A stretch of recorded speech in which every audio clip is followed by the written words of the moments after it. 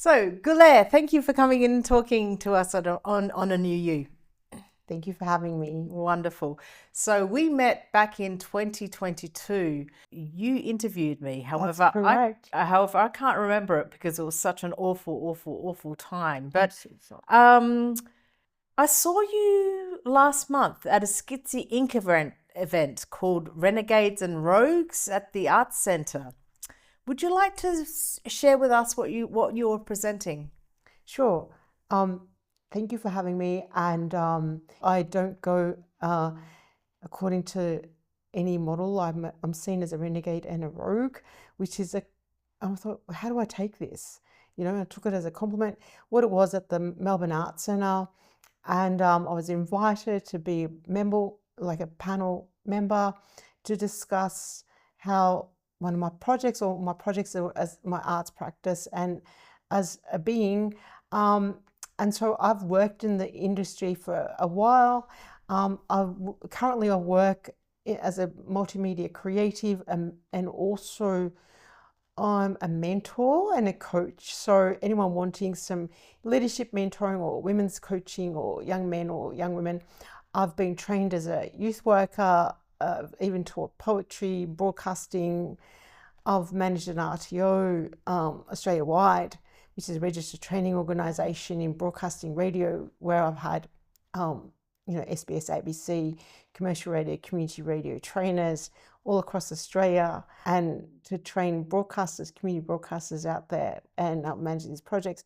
So in Renegades and Rogues, it was a combination of all of that, combination of discussing what it is that I do. So I was invited. To be honest, I've really never applied for a job. I've always been invited to go for positions, or jobs have been created for me. So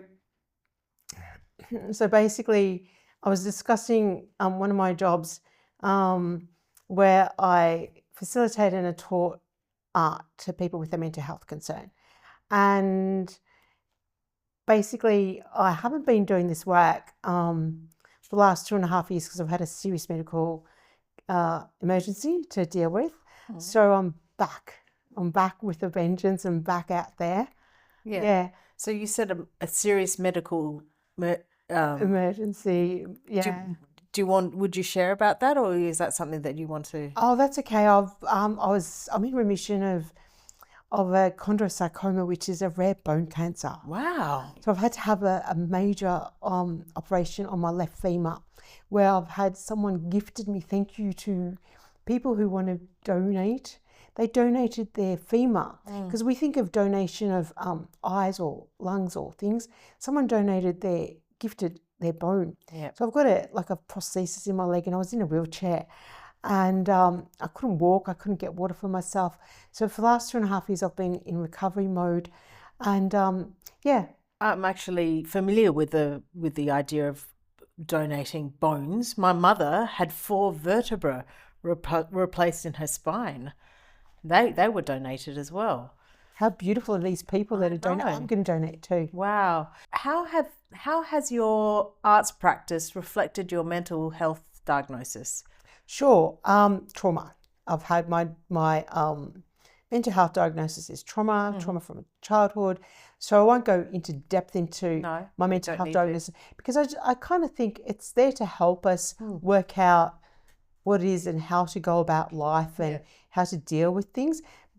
But it doesn't define me as a human. No. We aren't our diagnosis. No, of course not. No.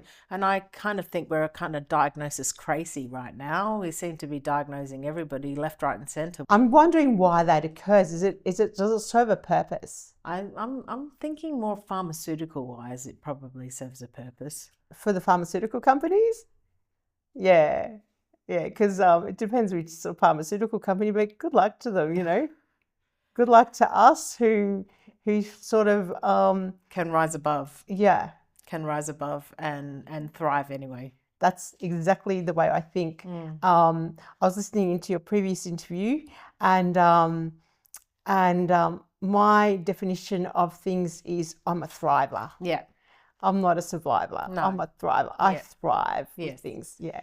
Talk to me about your arts practice. Well, that's all about what I want to tell a story about, because my arts practice is about telling stories. So I like to tell something, say something about something that is about social justice issues that are of concern that don't get told. And going back decades, no one talked about private violence. Now they discuss it as gendered violence, or things like that, domestic violence. I mean, I was talking about this a long time ago. No one listened to me. People. I used to try and get funding. I used to try and do things. People just looked at me and said, looked at me as thinking you're crazy. Like, who wants to discuss this? I mean, I just kept knocking on doors, kept trying. I lobbied. I went to, governments and all sorts of things. No one listened. But now, there's a 16 days of activism. I mean, I'm actually a campaigner. I'm a well-known advocate in this space in gendered violence, as a, lived experience person, which is why the trauma, why I've come up with, why I've got mental health concern, So my arts practice is about, showing something, gruesome in an aesthetically pleasing way. Wow. That's quite a concept. Yeah, because who wants to look at domestic violence, really? I mean, how do you portray domestic violence? Yeah. What do you show? The homicides, the bruising, the what? So I thought, well, how can someone come to a gallery or somewhere and go, let me contemplate this. If they want to go further, they can look into the images and the pictures, and you can see that in my websites and stuff. There's actually someone, I mean, that artwork got into the Linden Gallery. Yep. It's also in being plastered all around people's email footers, or in annual general meetings. I have an acknowledgement to, how there's an acknowledgement to country. Well, I make an acknowledgement to people, thrivers of family violence. Yes. So also what I was trying to say was that my artworks is going to be at a seminar that's going to be plastered all around Australia. Wow. It's in someone's thesis, in their doctoral thesis. Wow. That artwork that I did, that I had the in blue. COVID. Yeah. The chrysalis. Yes. Restitution. Okay. Resolution. Yeah. Lots of artwork everywhere.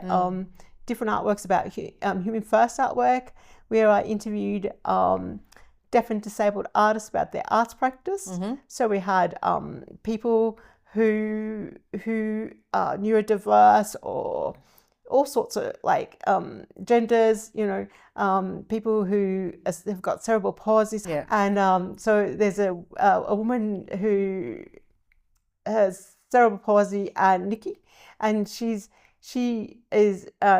speaks through a machine. In a wheelchair, she's unaided, she can't eat or go to the bathroom. So I got her story.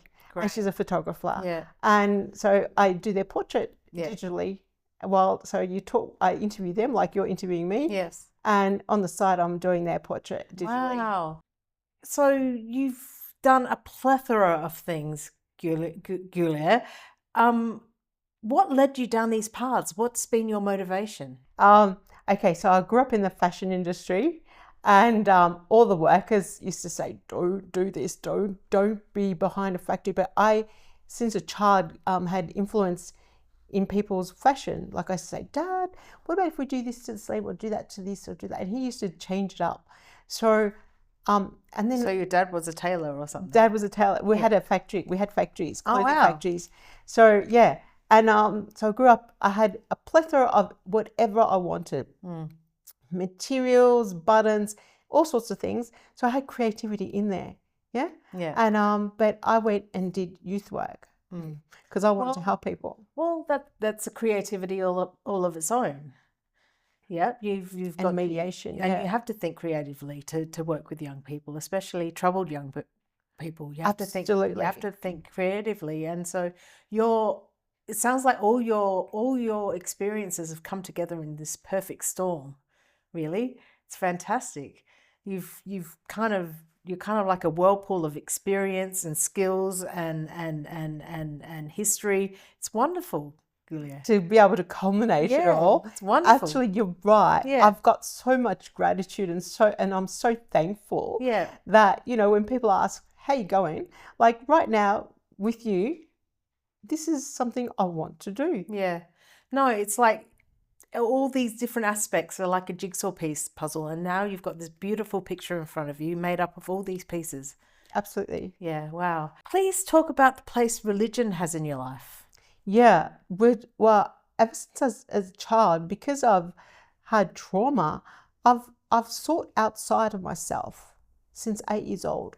And I thought, well, what is it? Because I didn't grow up with religion, didn't grow up with anything. And one day an uncle gave me a book and it was called the Quran. I thought, well, what is this? Like, I can't read it, it's Arabic. Anyway, long and short of it, I just thought the only word I knew was Bismillah, which is that there's one God, that most gracious, most merciful, I used to work for Arts Access Victoria, and I heard of the Nimbus program through working for them. And I hear you're a founding member of it. Would you like to speak about that? Sure, it's an awesome project. We once used to have this building, which was this, I don't know how to, it's like a caravan, but it's mobile and it's awesome. But Arts Access and the Nimbus program, and they have many other programs. So basically that is about doing art with facilitators and doing your own art practice, whatever that may be. And I had a wonderful mentor there, Rian Hinckley, which helped me with my Human First project. And he helped me with learning about using programs and projects and drawing digitally. There you go. Well, I can remember the astounding, imaginative vehicle that Yes. houses Yes. Nimbus. It's like it looks like a caravan, and then it folds out into this I don't know what can you call it? I don't know how to describe it. No. Maybe you can have a picture of it somewhere. Yeah. But it was raining, Yeah. and there'd be drops, and I'd be doing my drawings, and it drops onto my artwork, and I'm like, oh. And then finally we got out of that and got into the Bundoora homestead. But I'm imagining those drops could be integrated into the final piece. I just enjoyed it. Enjoyed it, but it was Problematic. hot, and Yes. so it was weatherproof was the issue. Yes. But it was really nice to go into this. It was like going into the TARDIS. Like, can you remember Doctor Who? Yeah. Like Doctor Who days? Yeah. Or in Adelaide, there was a magic cave where Father Christmas was. It's like a wonderland. It's kind of like that. It was like that. Yeah. Okay. Great. Thank you. Thank you. I would just want to thank you, and that you're doing a wonderful job. Continue doing what you're doing. You're a great leader, and it's great to see a female role model for other women, to see someone getting out there and talking about things that are difficult to talk about. But that need to be talked about. Congratulations. No, thank Wonderful you, Julie. program. Thank you. Thank you.